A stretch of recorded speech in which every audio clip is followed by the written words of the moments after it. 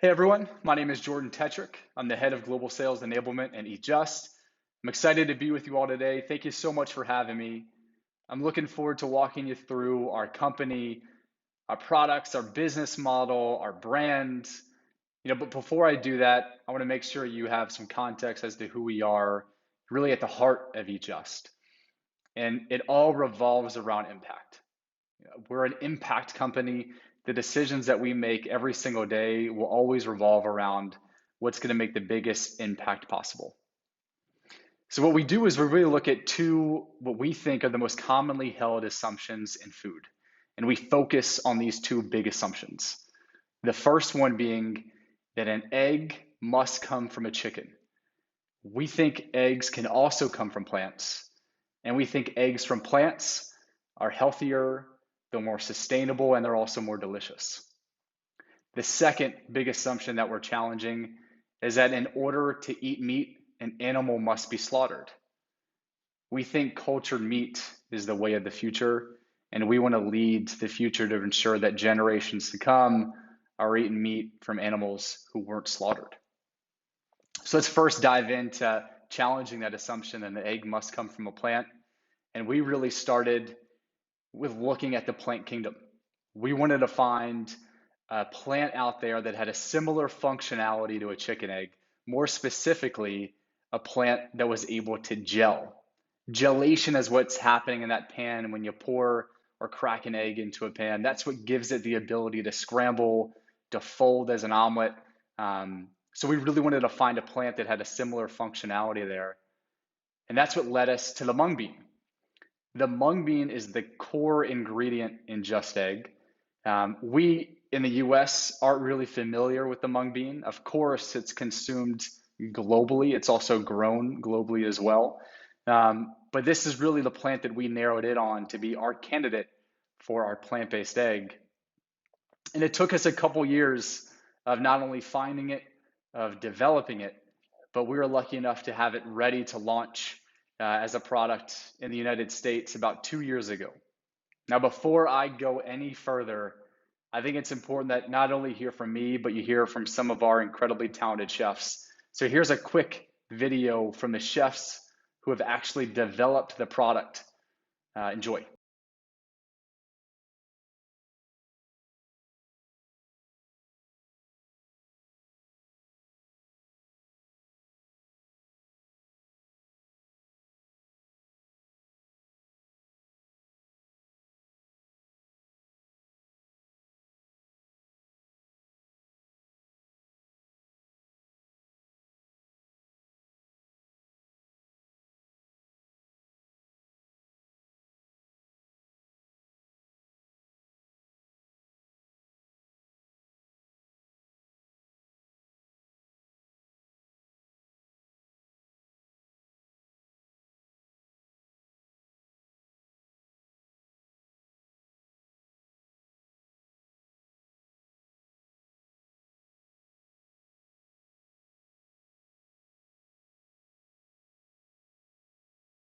Works, and I maybe I look at it differently and think that we can make it better. We can make it more sustainable. We can make it less cruel. We can make it taste better. We don't have to do things the way we've done them before. We can make it not just better for you, but better for the world, and I think that's the important aspect.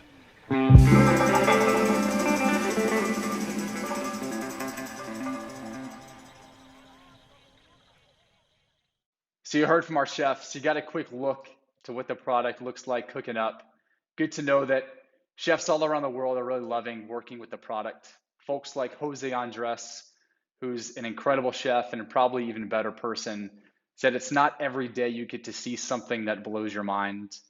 We've been lucky enough to be named a top 50 disruptor by CNBC, a world-changing idea by Fast Company, and even the best plant-based food brand by Adweek. But when it comes to challenging this big assumption, this is one that's not just a protein that's consumed in the US, it's of course consumed globally. It just so happens to be the most consumed animal protein on the planet. 1.4 trillion chicken eggs are laid every single year. So there's of course a massive opportunity here to really infect change, to look at a protein that is not just for breakfast, but it's also for lunch and for dinner, and it's also used in a lot of the products that we consume every day that you may not even notice. So when it comes to this assumption, we're certainly aiming high. When it comes to our product of Just Egg, the magic in it is that it scrambles up, right? It's really the first of its kind to scramble like an egg. But when you talk about health, there's zero cholesterol. There's very low saturated fat. There's no antibiotics. It's non-GMO. And I think best of all, it's packed with clean, sustainable protein. From a sustainability standpoint, it uses far less carbon, water, and carbon emissions than a conventional chicken egg. From a sensory standpoint, the chefs that you heard from, their core objective is to ensure that chefs and home cooks alike love cooking the product, love the experience from texture to flavor. We'll talk about consumers in a bit, but you'll be shocked by who is actually purchasing Just Egg today. It may not be who you all assume. And from a cost standpoint, we're focused on ensuring that this product is available to everyone. You know, I think it's one thing to be a high premium price product for only those who could afford it. But again, our goal is to make impact, is to infect change, and to challenge that assumption. So we're always going to be working to lower the price of Just Egg year after year. When it comes to sustainability and health, it's important that we're measuring not just plant-based proteins, but conventional proteins. So when it comes to health, Just Egg has zero cholesterol.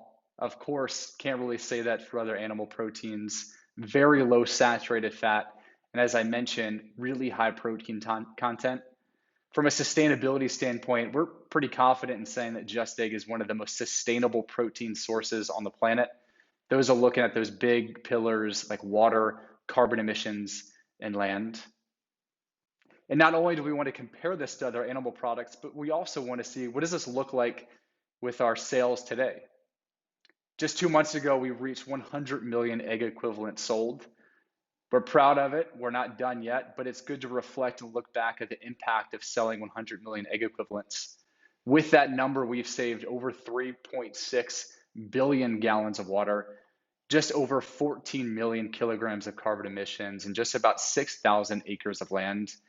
And again, what wakes us up in the morning is pushing these numbers forward. You know, the more partners we get, the more distribution we receive, the more adoption that we have from consumers globally, the more these numbers are really going to rise, which makes us, you know, get up out of bed and do what we do. In terms of our consumers, you know, of course, the plant-based consumers prefer Just Egg, but the majority of our consumers are actually meat eaters. They're flexitarians. They're consumers who are eating meat on a regular basis, but once, twice, maybe 3 times a week, they're involving a plant-based protein, and they're looking to Just Egg as a clean, sustainable protein. Majority of them are looking for it for breakfast as well. But I love, of course, not just looking at conventional animal proteins. We also want to look at the plant-based category, which is, of course, exploding. In 2020, the plant-based category grew 27%. And if you double click on that number and look at the plant-based category, which has provided the most growth, it's plant-based eggs by far at 168%. So plant-based category growing tremendously. Plant-based eggs are providing the most growth, and Just Egg is lucky enough to be the leader in that space, the inventor of the category, and we're going to continue to build our partnerships, distribution, and brand to ensure that we drive those numbers up in the coming years. Now, we think about opportunity within eggs. The market is massive. You know, when it comes to retail, we're very focused on being distributed and merchandised in that egg set. We want to be right next to chicken eggs, whether that be shelled or liquid eggs. The global market in that egg aisle is 122 billion. Within food service, whether you're talking about a cafeteria, a coffee shop, or a QSR, the global market for eggs is over 48 billion. And again, we're looking to compete against chicken eggs in all of these categories. In frozen breakfast, where we're distributed with our Just Egg Folded today, the market is 8.9 billion. And this industrial channel of ingredients has a global market of 72 billion. So part of our work is enabling other customers to use Just Egg to offer, their customers something that's a bit healthier, more sustainable, something that continues to grow for our company. To give you a snapshot of what our distribution looks like in the United States, in retail, we're in over 20,000 points of distribution. We're, of course, in accounts like Whole Foods, but we're proud to be in Walmart and Kroger and Safeway and Publix. Conventional grocery stores have Just Egg sitting right next to shelled and liquid eggs. In the food service channel, our distribution continues to grow. We have agreements with some of the biggest broadline distributors. We're on menu at coffee shops, diners, and in conversations with QSRs. So really that channel is starting to pick up steam now that really COVID is letting up a bit in some parts of the world. In terms of the retail market, I've mentioned this before, but I'll say it again. We're competing against chicken eggs, and we like to look at data that makes us that helps us compare. If you look at the egg category today in the United States, the fastest growing egg brand is Just Egg. I'll say it again. In the egg category today, the product that is providing the #1 growing egg brand is a brand that is made entirely from plants. And we're also #2 within loyalty in that category. So as I mentioned, this idea of a plant-based egg being pretty far out, pretty new when the company was first founded, all of a sudden, isn't as crazy as some may have thought. When you look at really what's happening in retail at certain retailers, our velocities are really continuing to grow. At Whole Foods Market, we're reaching over 100 units per store per week, and we're really climbing the egg category, again, competing with those shelled and liquid eggs. In food service, large coffee shops like Peet's Coffee have us on menu. Peet's Coffee, having over 200 locations, mainly in the California area, have Just Egg on menu as a everything plant-based sandwich. Really the first coffee shop to put a fully plant-based breakfast sandwich on menu. Right now, a fully plant-based breakfast sandwich is the #1 hot menu item at Peet's and #3 when compared to all categories, which includes beverage. So we are competing and beating really their fundamental animal product breakfast sandwiches. The marketing manager over at Peet's Coffee said in the first month alone, the product has exceeded forecasts by 3x, and its sales have been incremental. The product generates high appeal with younger consumers, and even more exciting, the product is driving new customers to the business. This is a story that we continue to hear, not just with our United States partners, but globally, that putting Just Egg on menu or on shelf is a way to drive incremental growth. A lot of our consumers are new to the category, are new to these coffee shops. So we're seeing a lot of success in putting Just Egg on menu or on shelf and really watching those categories grow. And of course, the more people that come in, the more of their friends and family that come along with them, and the more of coffee, tea, and other high margin items get put on that ticket. Phil's Coffee is another really good example of a premium coffee shop who's serving Just Egg to their customers today. This is also a fully plant-based build that's going really well. So as I mentioned, Just Egg was launched a bit over 2 years ago, and we decided to pivot, not in terms of our product, but in terms of our business model.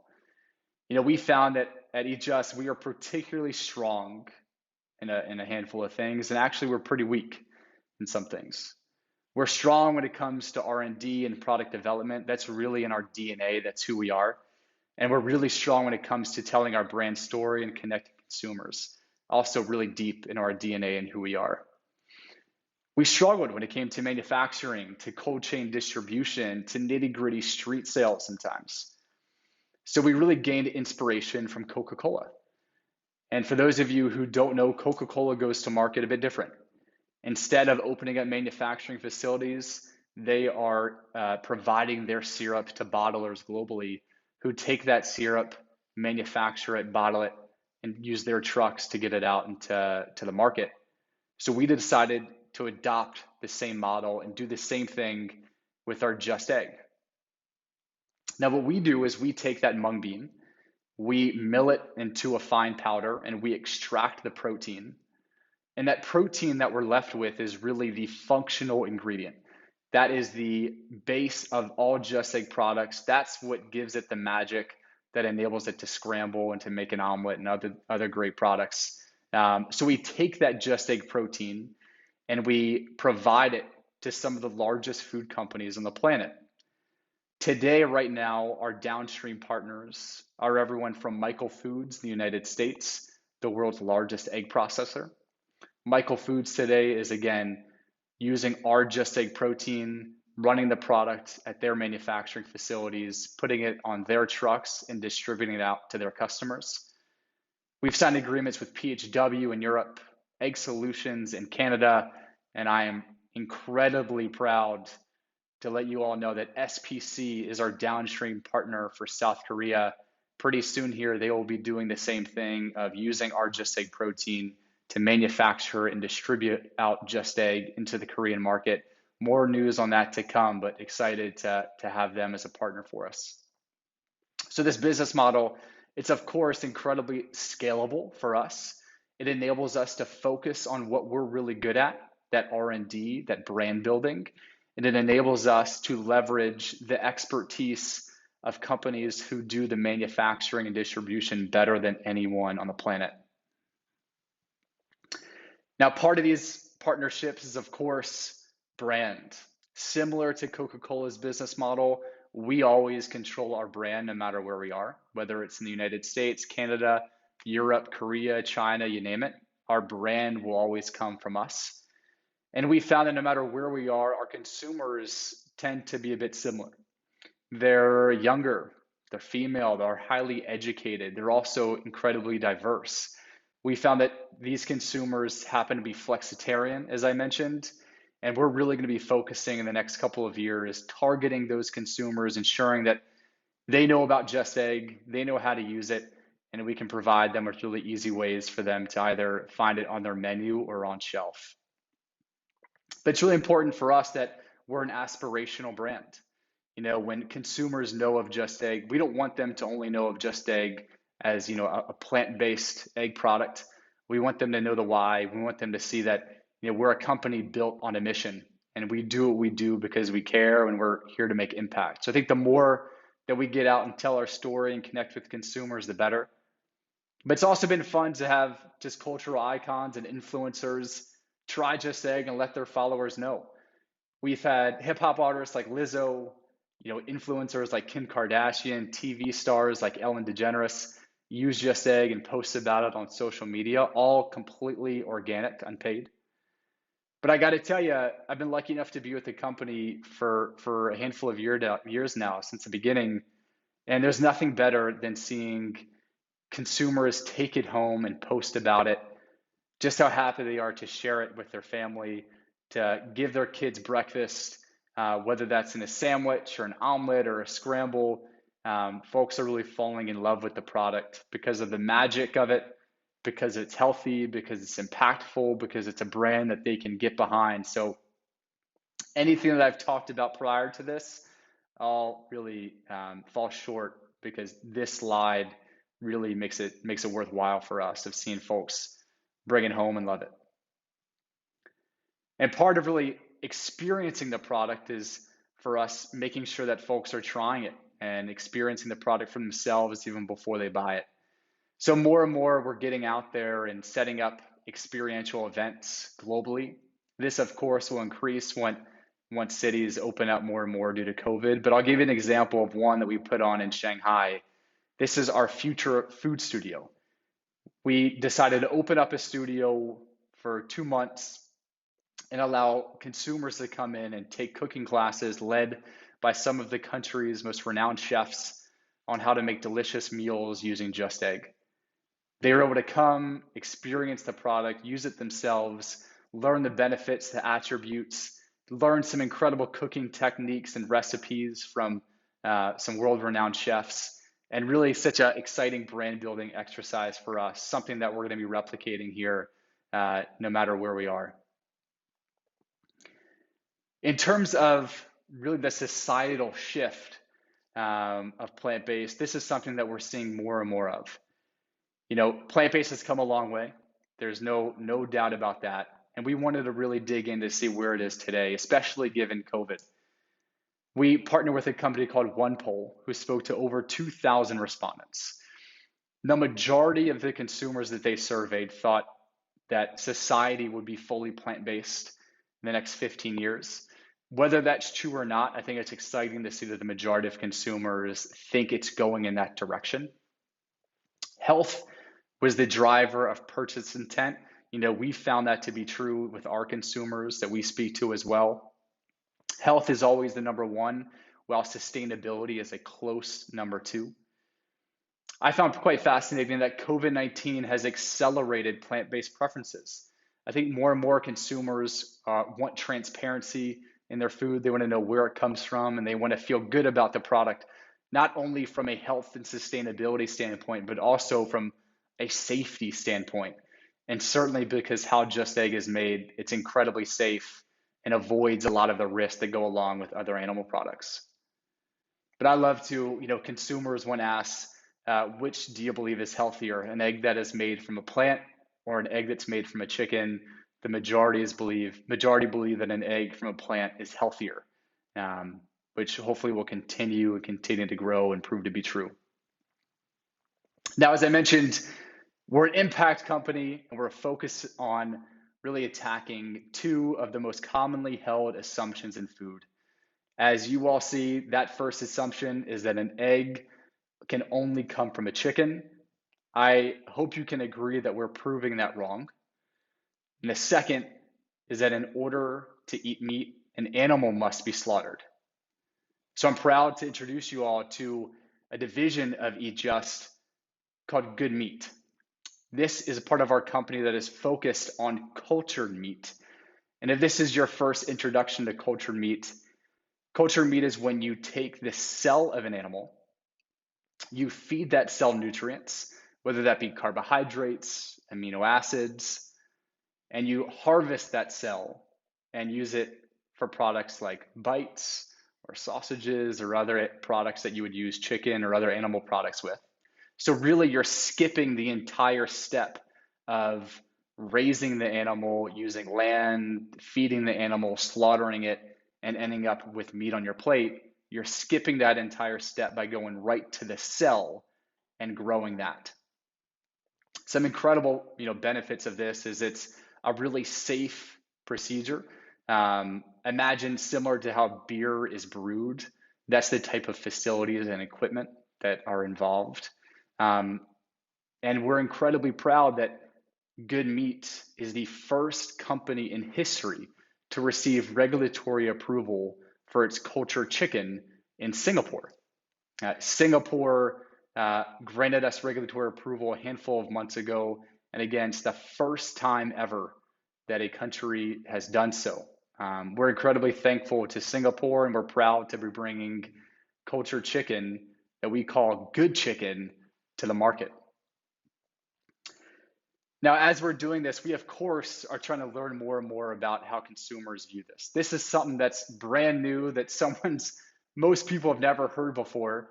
So we really wanted to get a sense of how restaurant owners and consumers feel about it. So we found that 91% of restaurant operators are open to selling cultured meat, of which 82% envision cultured meat replacing all conventional meat in 10 years. And again, I will underline that last one. 82% envision cultured meat replacing conventional meat in 10 years. That's what gets us up in the morning. That's why we did this. We think we can provide meat that is grown for slaughtered. And of course, we want to be there for everyone, and we want to replace meat on as many menus as possible.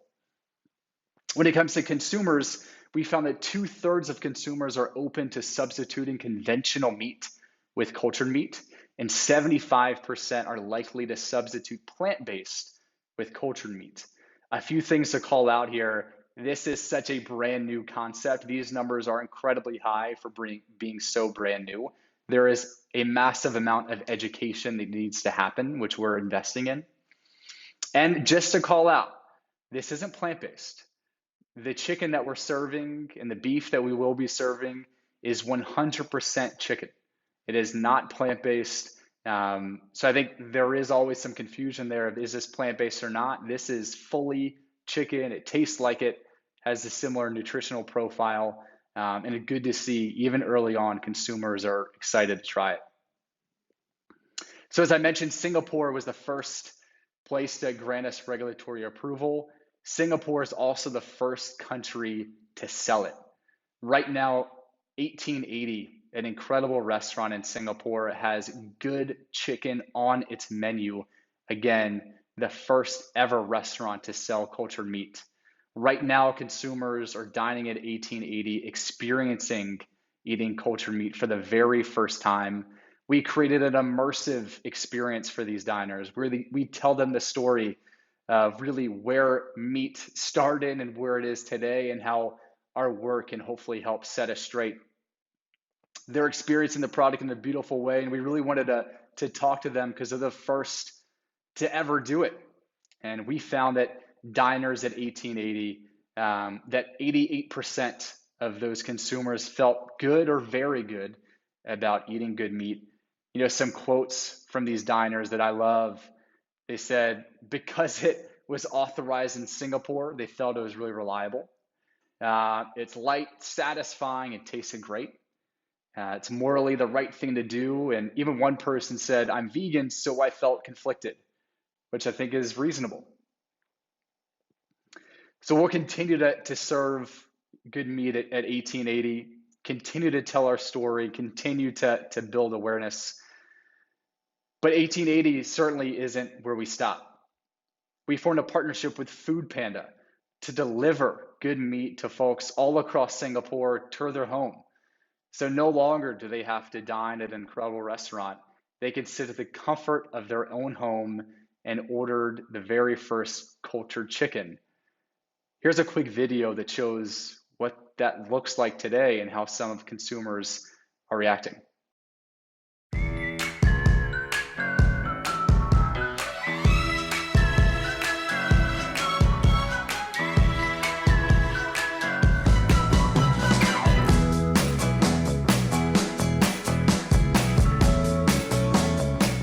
Today I got history delivered from Good Meat. This is the chicken katsu one, and I'm hungry now, so I guess it's good that I ordered some rice and some proteins. Okay, so I ordered chicken and rice, and this looks really good. Oh, it's beautiful.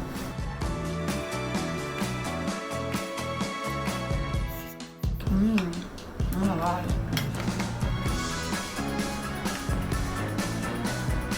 Okay. It looks so good. And I'm eating meat. And I think what's incredible is that the meat, or the cultured meat, has the same like nutritional value as chicken. And the texture of the chicken is like juicy and like just super tasty. It's really interesting and exciting that Singapore is the first country in the world to be given the permission to grow this kind of meat. It doesn't matter if you're vegetarian, vegan, or meat eater, like this is just so much better for the environment, a lot more sustainable, and it's so tasty. We need to feed the world, and if we can provide good food to more people, and if it means affordability and saving the planet, that's pretty good. This is good stuff. Good stuff.